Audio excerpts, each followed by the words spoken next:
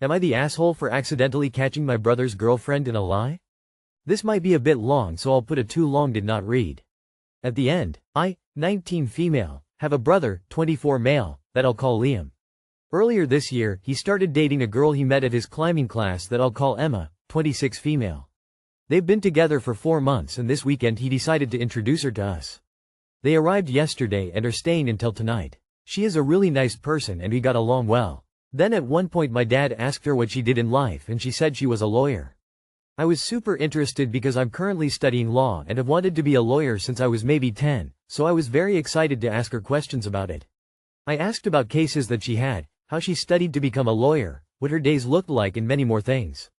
I might have been a little over-enthusiastic and annoying, but I didn't realize it at the time and was just excited to get to ask someone questions about my dream job. But at one point she said something that seemed incoherent to me. The details might be long and boring, but basically she just said something that isn't technically possible. So I was curious and a bit confused and I asked her how that was possible because I just thought she's the professional so she must know better than me. But as she tried to explain it she just said more incoherent and impossible things. It was kind of like if someone was quoting things from Grey's Anatomy to doctors, if you see what I mean. So I asked more about it to understand and that's when she admitted that she wasn't actually a lawyer and worked at a bookstore. She told us that she was very sorry for lying and then left the table and my brother followed her. My parents kind of scolded me for being so intrusive and when my brother came back he was a bit angry. He started telling me that I was wrong for interrogating her, and that I made her uncomfortable, and that she had lied because she was embarrassed about her job and I just made her more embarrassed. Now he hasn't been talking to me since and neither has Emma. I'm not sure I'm in the wrong here but they all seem to think so.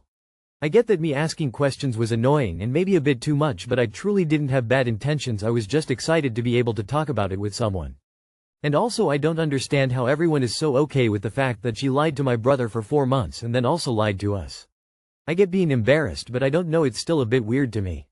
But I never meant to make her uncomfortable and I genuinely liked her. I don't see how I'm in the wrong but maybe I just can't see it, so please tell me so that I can have another perspective. TLDR. We met my brother's girlfriend and she told us she was a lawyer, so I asked her questions because I was interested. But she said some incoherent things and then admitted she was lying about her job. They blame me for asking too many questions. Edit. For everyone wondering if I'm on the spectrum or neurodivergent in any way, I haven't been diagnosed with anything but many doctors and teachers of mine have mentioned it to me. I can understand why but I don't want to self-diagnose obviously. I haven't been able to get tested because my parents don't believe in that stuff. But as soon as I'm fully independent, financially, and living on my own, I will get tested. Not the asshole. She's a weirdo for lying about being a lawyer and your family is weird for acting like you did anything wrong when you assumed she was the knowledgeable one and was just trying to grasp what she was saying. It's not like you were trying to catch her in a lie. She couldn't keep up with it and had to out herself to end the conversation. Info. Did your brother know she would be lying about her job and saying she's a lawyer? If he did, that's really weird considering I'd assume he knows you're studying in that field so you'd be curious. Plus if she knew you were studying law, pretending to be a lawyer to seem cool to you is weird as well. Not the asshole. If it was a smaller lie with less wider implications, whether she has traveled to X, whether she saw Y in concert, etc., then YWBTA for trying to pick holes. But for her to have lied about something so big as whether or not she is a lawyer, with the other implications about her career trajectory, financial situation, her ambitions, etc., is a fairly big thing for your brother to be kept in the dark over. It might be that she was saying it because she is, wrongly, embarrassed about, just, working in a bookstore, in which case she probably isn't a bad person. But whatever her motivation, it's not great that she has misled your brother for so long. It also begs the question, what else has she lied about? Not the asshole, I mean maybe learn to read the room, but still an excited young person talking bit too much about something is at worst a little socially unaware, but that's not bad, you couldn't have known. She played with fire and got burnt. Not to mention how could you possibly think this could work out with such a huge lie? And over so long. This is someone with some serious issues. Even if she didn't have malicious intentions is still very disturbed. She's the one who lied. How on earth are you the bad guy in this situation? There is this legal concept called FAFO, you experienced it firsthand. No, you're not the asshole but the lying person sure is. Being an enthusiastic young student could be annoying but it's fine. Being an older lying adult is annoying and not really fine. She was there to introduce herself, chose to lie and got caught out. That's on her, not on you. And you got a free lesson on how not to FAFO. Not the asshole. She told a big lie and got caught out. Whether she got caught out now, by your curiosity, or later, by you going to her for advice on how to get into your dream career, work experience, etc., this lie was not going to last. Not the asshole for being interested, then having a, say, what, moment when she got an answer wrong on your special interest. Am I the asshole for not paying my parents' mortgage after my sister moved in? Throwaway account. For the past 8 years, I, 32M, have been paying my parents' property taxes and mortgage. They are retired and have very little retirement savings because they put all their money into my sister, 29F, and I's education. We both went to top universities and found successful jobs afterwards. I felt like I owed my parents for all they sacrificed for me, so it was a no-brainer to help them retire with no financial stress. My parents did not consult my sister about splitting these costs with me. Instead, the agreement was that I would get a larger share of the house. Fast forward to now, my sister unfortunately lost her job last year and as a result, doesn't have much savings. She moved in with my parents to save money while she looks for a job. I recently found out that my sister pitched staying permanently in my parents' house, and my parents agreed. I was furious at this, because I had been paying for the house with the understanding that it would be sold and I would get a larger share. It is very likely my sister never sells the house and instead raises her eventual family there. Because the original agreement with my parents changed, I stopped paying for the mortgage, leaving it up to my sister to take care of if she's taking over the house. My parents are furious with me, saying I'm too money obsessed and should be continuing to help the family while my sister is in a tough spot still looking for a job. Instead, they are promising that eventually my sister will pay me out for my share of the house plus whatever else I contributed over 8 years. I turned that offer down because there's no real guarantee this will happen and I don't trust my sister to follow through financially. I may be the asshole for taking such a cynical stance and leaving my family in financial stress, but I feel like I was already burned once through verbal agreements and I don't want to get burned again. Am I the asshole? Edit. My sister is fully opposed to selling the house because of the sentimental value. I'm not on the deed because when you put someone else on the deed in CA, your house is reassessed and it will double our current property tax. There are also some implications to my parents' social security payments if I do so. I wish I got something in writing, but I felt like an asshole asking for something like that from my family. It was naive of me to think that way. 8 years is a long time to be paying a mortgage with only a verbal agreement. Even if we're on great terms, always get things in writing. You could cut your losses here. It is unlikely you'll see your money back. If the house is big enough for sister and potential future family to live in, why didn't parents sell and downsize if it's just the two of them? They need to anyway if you cut them off, not the asshole. The only odds I see are your parents for being furious with you instead of grateful for all the time you've helped. Unless they physically put your name on the deed, I wouldn't put another penny in. Your sister living there is too much. You can bet she will be mooching off mom and dad the whole time. Not the asshole. Not the asshole. It's not on you to be financially responsible for 3 adults and get absolutely zero benefit. Why didn't you put yourself on the deed so stuff like this didn't happen? Your parents didn't retire, they quit their jobs. A retiree is a person who has enough income from passive sources to be able to pay their expenses. Your parents never had enough investments to create income to cover decades of expenses. They spent all their money on college and whatever else, and also still had high expenses, mortgage. At a rough estimate, you supporting your parents financially for the last 8 years has probably paid them back for all of their college support. Rough numbers. 8x $2,000 x 12 equals $192,000. You're never going to get any money from the house. Your parents will eventually sell it to help cover their expenses in their elder years. The money will get spent. Stop giving your parents any money. Invest in your own name, future. Am I the asshole for letting someone break a TV they just bought? A little backstory: I've been selling mine and my partner's things on Facebook Marketplace because we are moving into an RV soon and won't have room for a lot of it. I've been trying to sell this TV that works perfectly fine for a bit now, and I have a video of it being turned on and off on the post. The last times I turned it on, which was this morning, it worked perfect, not even a scratch on it.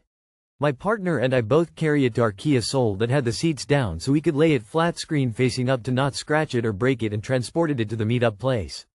I sell it to this person and my partner, and I watch as this person is shoving a 55-inch TV screen down into the backseat of a Kia Optima that has a car seat in it.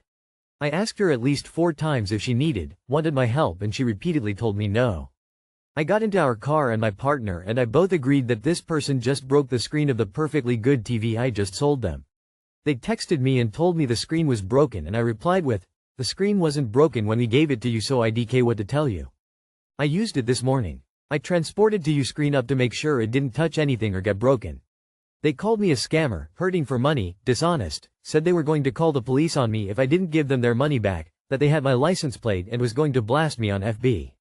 I feel like I did my part to make sure the TV got to them safely, and I tried to help her several times and got rejected.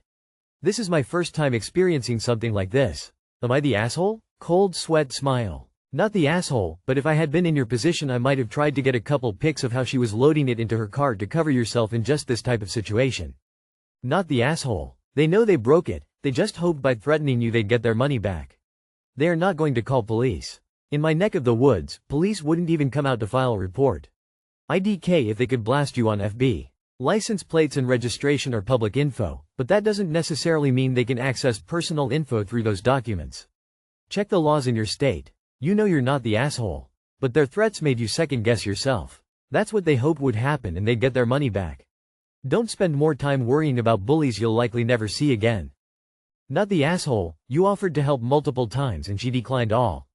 You might have vocalized that the screen should be facing upwards, but selling stuff online is weird enough. You never know how the person will react.